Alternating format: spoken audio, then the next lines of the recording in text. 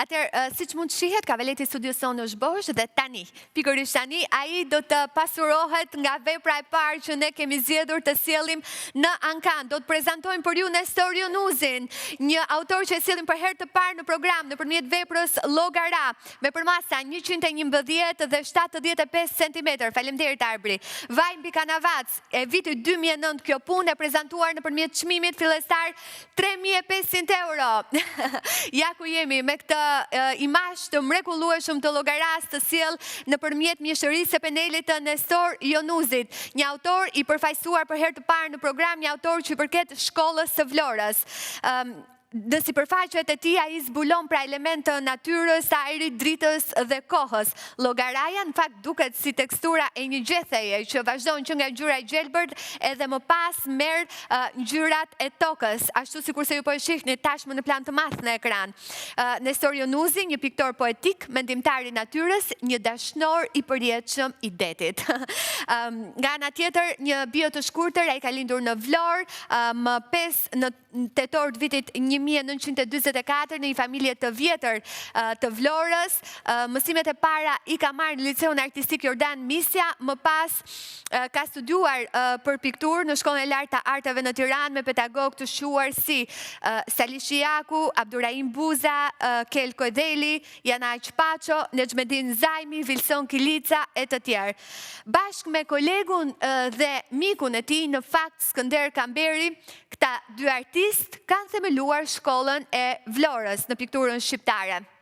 Njëkohësisht unë dua të përmend disa nga veprat më të shquara të autorit më të njohurat mbase, si Kështjella, Ismail Qemali, Ultimatumi, portrete si Partizani, Meditar dhe Zgjimi Aksionist.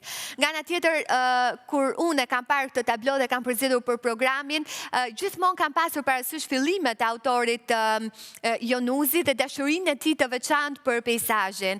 Edhe në fakt një ndër meritat e tij është që ai është një peizazhist i jashtëzakonshëm, por jo vetëm peizazhist, sigurisht, është edhe një ndër akuarelistët më të mirë të këtij vendi, ka hapur ekspozita të shumta brenda dhe jashtë vendit, në fondin e Galerisë Kombëtare në Vlorë, po ashtu ka disa vepra të tij.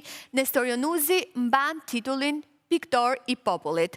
Në studion e tij pastaj befasohesh nga larmiqëmëria e ngjyrave, ai vazhdon të jetë tepër aktiv, punon shumë, mirëpret miqt aty në Vlorë, befason po ashtu, ka ekspozuar në galeritë më të mira të Ballkanit, por ngelet gjithmonë një njerëz shumë i dashur, i thjeshtë dhe mikpritës.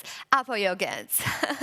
Gjithë ne e njohim Nestor Jonuzin, më erdhi mirë që e saktësuat kur thatë që është një nga themeluesit, më saktë themelues bashkë me Skënderin Kamberin i shkollës Vlorës, jo përfaqësuesi i shkollës Vlorës, është themeluesi i saj, që është akoma më e rëndësishme, është një autor i cili ka krijuar një trend, dhe kjo është akoma më interesante në raport me një artist si Nestor Jonuzi, pasi ndihet një farë mënyrë influenca e tij te shumë artistë, sidomos ata që kanë mbaruar shkollën e Vlorës, të cilët faktikisht ai krijoi dhe ato që quhet edukata e akuarelistëve, sidomos ata të Vlorës, duke pasur një paletë të pasur koloristike. Dhe po ta shohim edhe te ky peizazh pikërisht shumë kolor.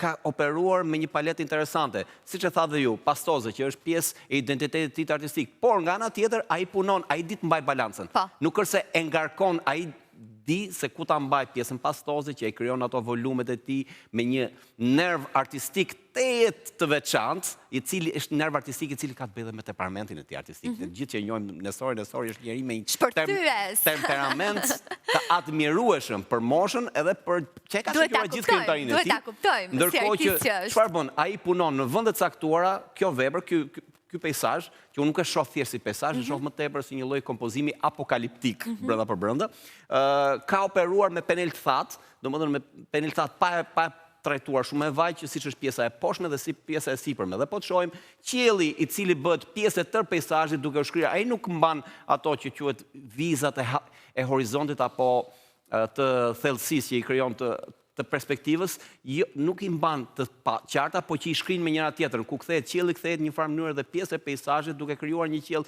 deri diku apokaliptik që të kujton deri diku edhe Turnerin e madh, piktorin britanik. Por ajo që më jep një interes veçantë në këtë peizazh nuk është thjesht diagonaliteti i cili ka ndërtuar linjat, por është mënyra se si ka organizuar dritën. Dhe po ta shohim, kemi 3 momentet goditjes dritës. Ku kemi momentin e parë në qiell, që duket si një qiell i përflakur deri diku, nuk do doja që të ishte në një farë mënyre edhe një lloj parashikimi apokaliptik mbi zjarret që ndodhen mbi të gjatë verës, por që kjo është... Kjo është vepra e vitit 2009. Prandaj po them. Ndërkohë që kemi goditjen e parë me një dritë shumë bukur këtu që ka lënë pothuajse fare pak të prekur, duke shfrytzuar edhe teksturën që t'jep Kranavaca. Dhe kjo është një pjesë e mjeshtrisë së tij.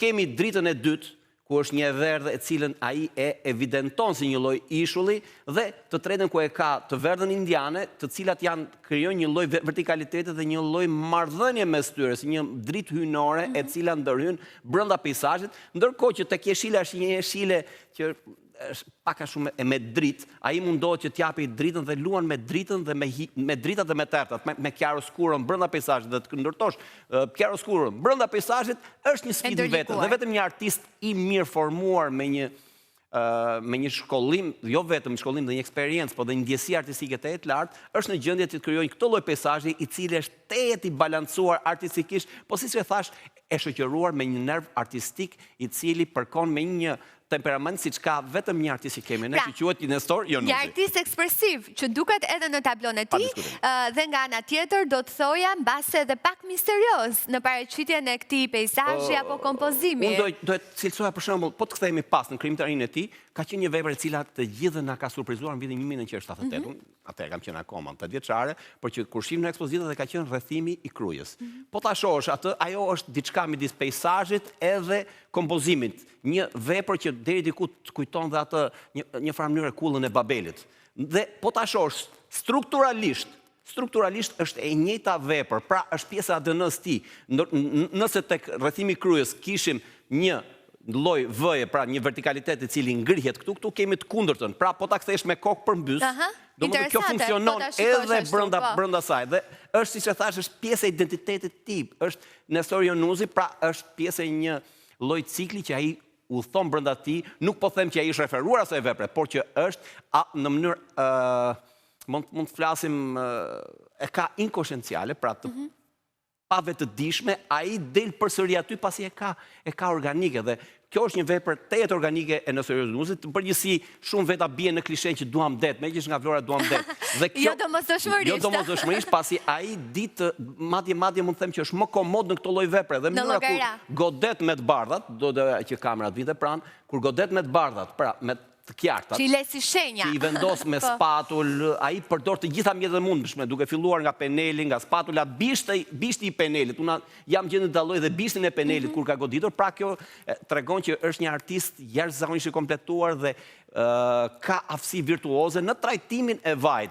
Dhe kjo e bën ato që përveç akuarelit, që është pjesë që ai ka kontribuar në mënyrë sistematike në zhvillimin e akuarelit në Shqipëri, sidomos me shkollën e Vlorës, që ne të gjithë kemi qenë ziliqar kur kemi qenë shkollë të mesme, se zakonisht në akuarelin punoj në shkollë të mesme, në lice, ndërkohë që këtu pasaj në vaj ai tregon që është një mjeshtër madje, po të shohim përveç se ka allaprimat, se po të shohim qielli 1 dhe pjesa e poshtme është bërë me allaprimat, domethënë është një shprehje që kemi përdorur, ndërkohë që pjesën e sipërme ai ka shtresën e dytë, të tretë, fillon pastaj krijon shtrezime, krijon një narracion brenda për brenda saj, duke krijuar një lloj misteri, jo thjesht apokaliptik, po mund të thoja edhe biblik.